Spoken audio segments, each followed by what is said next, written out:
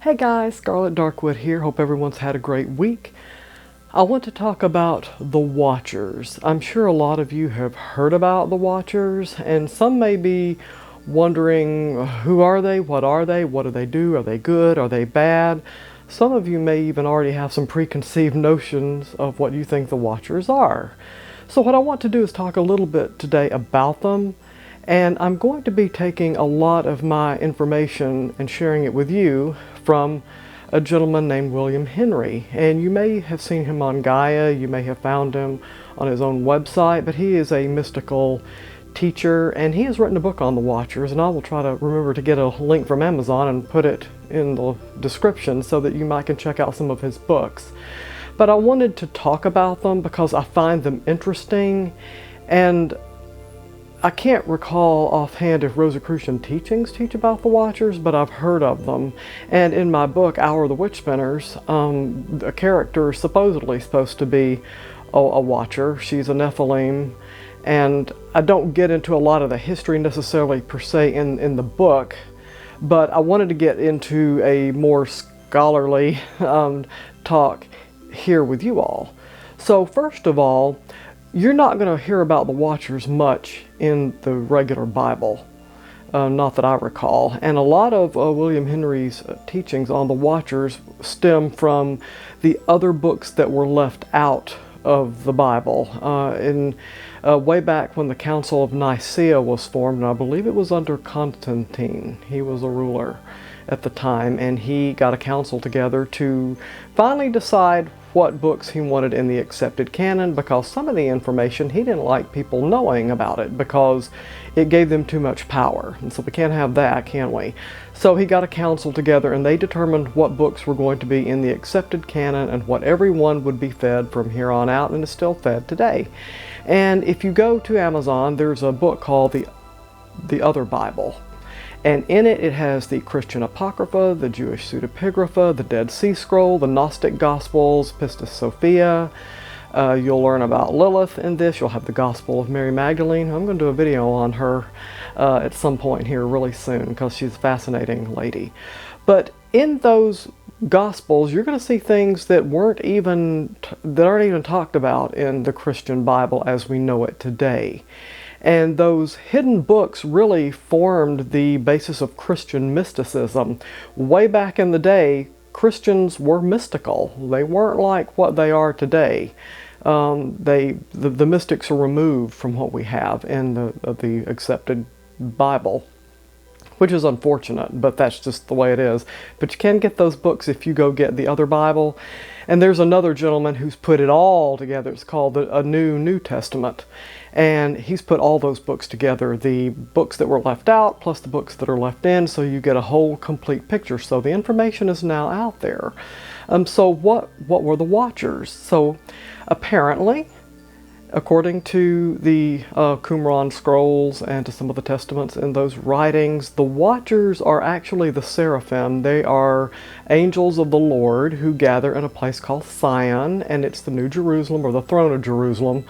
And it's in a very sacred, holy place. There's perfection, joy, everything that we would like to achieve.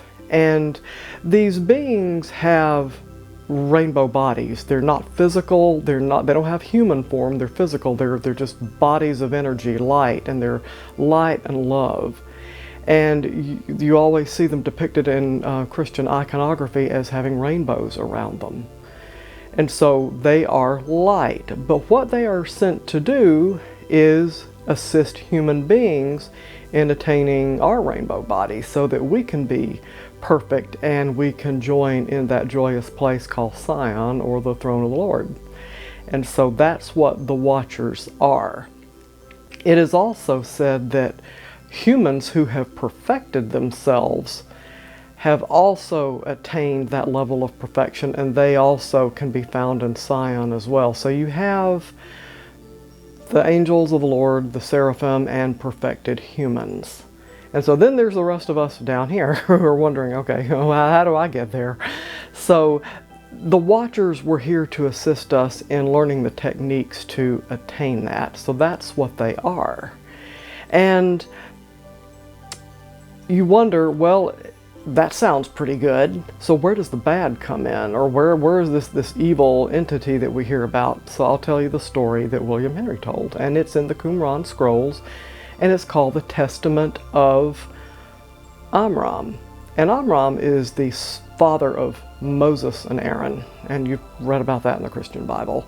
But apparently one night Amram had a dream, and he dreamed that there were two entities that were vying for control over him, and each one wanted to be the one to control him. And they finally asked, which one of us do you pick to control you or to lord over you?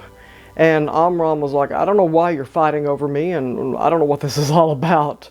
But apparently he had to make a choice. And it is said that the entities were Belial, which was of the darkness, and Michael, Archangel Michael, sons of light, that Amram had to choose from, one or the other. Now, if some of you are familiar with Belial, Belial is a demon, and in some teachings you can call on Belial for help if you are wanting to progress in political endeavors. Go figure. But anyway, there's that. But at any rate, Amram had to make a choice. So that's where you start to get a little bit of this thing that, oh, the Watchers must be evil entities. What it really shows us, according to William Henry, is that we have a choice in our lives. We can either serve the darkness or go on the dark side, or we can serve in the light. We can do things for good. So really the choice is ours, and it's a valid question. Which way do you want to go, dark or light? And it's usually hoped that we select the light. You know, we have to know what's dark to make that choice so we know the difference. But it's hoped that you serve the light. And even in the craft, there is a left hand or a dark path, but you know, there's all kinds of teachings and ethics if you're going to go down that road. So, you know, that's a whole other thing, but it's that whole concept of light and dark. And those angels each wanted to control Amram, and so he had to make a choice, and it shows that we make that choice as well. Now, in Christian iconography, you see angels depicted as beautiful and pretty and very human-like. Well, in Amram's dream, they're pretty scary. Now, some of the terminology means different things. Sometimes we see terrifying, or they were, you know, awesome, or those words that are used. It really means that they were very strong and very powerful. They had a very powerful force surrounding them that he felt acutely when he saw them. And they weren't the pretty little pictures or the handsome pictures you see in icons. They were serpents. They were serpentine. They had a reptilian look. They were winged serpents, 6 wings, and eyes covered the wings all over. Imagine 6 wings with eyes all over the wings. That's a lot of looking. Okay, that can look in all kinds of directions. A little mind-boggling. But they were seraphs, and they were serpentine. They looked like, they resembled snakes. To me, that'd be a little scary. I like the snake motif. I just don't want to see a real one because I'd scream bloody murder. But anyway, that's beside the point. But they were serpentine looking. And so they looked very different. He just realized their power. And to go dark or light, each has its own power. It really does. And so that's how those beings are described in the dream. That's what they look like. And you can serve one or the other. So there's this other story that you see or hear about where we know heaven is like above and then the world is below. You'll see that in Christian iconography too, where you have heaven above and then there's a boundary. It looks like a line, and then there's the world below. It depicts the rest of us, and then you see beings going up and down one to the other. Well, it was thought that these watchers, through wormholes and through their energy, they could morph from one dimension to another. They could take on a human form when they went down low enough and they needed to be here. They could do that, but they could go from one to the other, and they used wormholes. That's according to William Henry. They used those types of portals to go through the dimensions, to be in the upper world and thus go to the lower world if they needed to. And it was taught, or it was thought, that with that boundary, humans could not pass the boundary. They can't go there unless they're invited. And the Watchers were like, no, that's not the case. That you don't have to be invited. You can go to the upper worlds anytime you want, or you can start that process, and when you're ready, you will be able to pass through. You don't have to have any special permission to do that.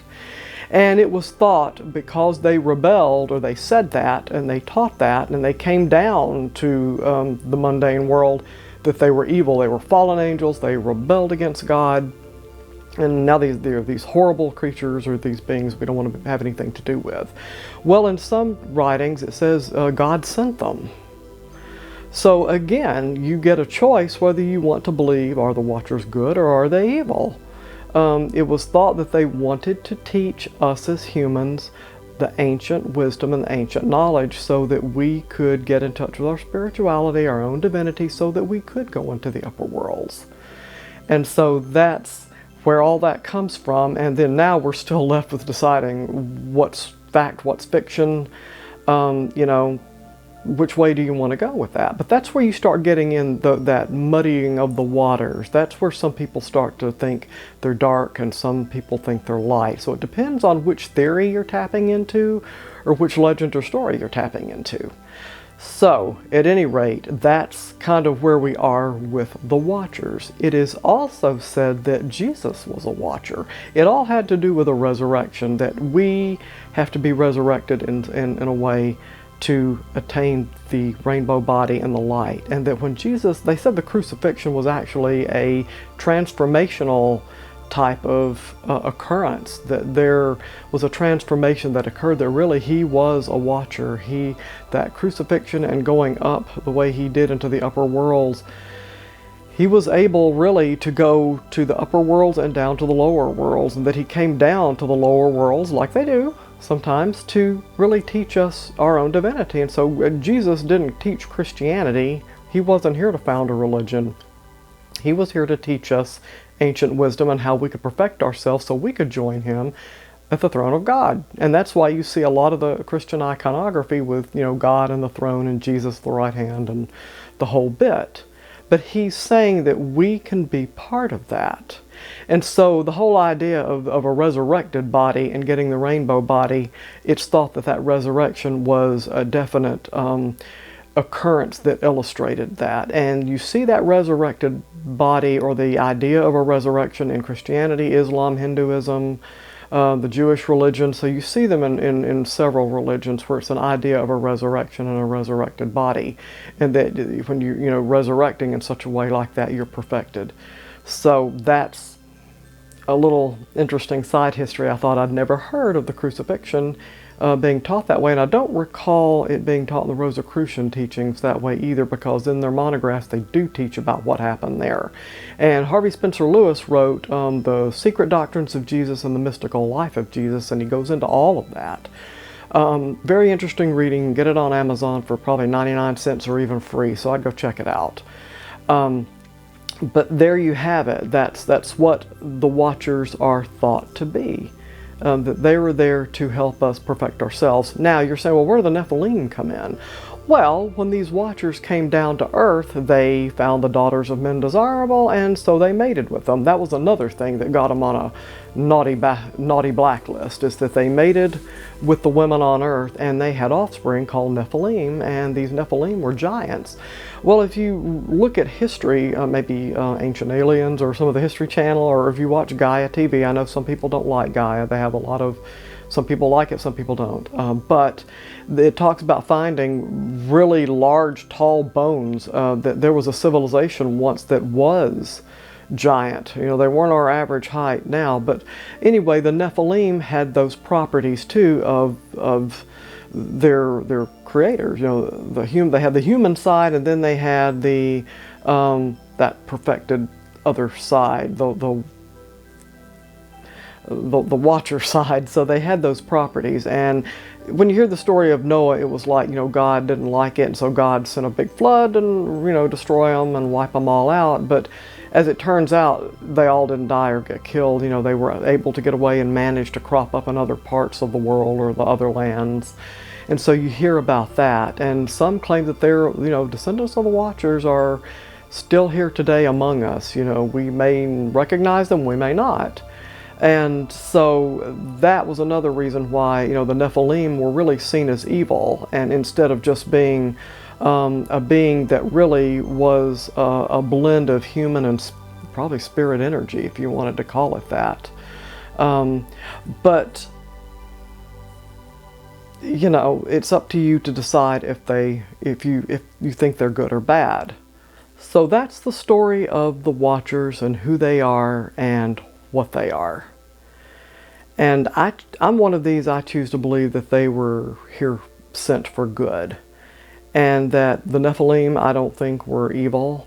I think they wanted to teach people the ancient wisdom, ancient knowledge. Apparently they taught humans the ideas of how to work with medicine, how to work with the herbs, how to work with nature. So they taught them a lot of things. And so I hope that this explanation has given you a little bit better idea on who the Watchers are, what the Watchers are, and maybe it may change your mind a little bit. Maybe to look at Jesus and see how maybe how that thought of coming about, that he was a Watcher as well, and wanted to teach us, and he wanted to teach us those old ways. So anyway, if you have any ideas about your experience with any Watchers, if you've come into any that you thought was a Watcher. Oh, one other thing before I go. It is said that when you are clothed in the rainbow light, the evil ones can't see you. So that's the other thing. The evil ones can't see you. So that if we all perfect ourselves and put on our rainbow bodies, that spills over into the rest of the world, and you will have an awakened world and a more perfect world. So that was the last thing I meant to say. But if any of you think you've run into somebody unusual like that, or if you've had an experience, let me hear about it. What do you think the Watchers are? Do you think they're good? Do you think they're evil? Do you think the Nephilim were evil, or were they good? I'd love to hear your thoughts on it. If you have any questions, let me know in the comments, or you can email me at sdarkwood@gmail.com, and I'll be happy to try to answer anything I can. And I hope everybody has a good week, and I hope you found this, the Cliff Notes version, more helpful for your spiritual journey. Have a great week.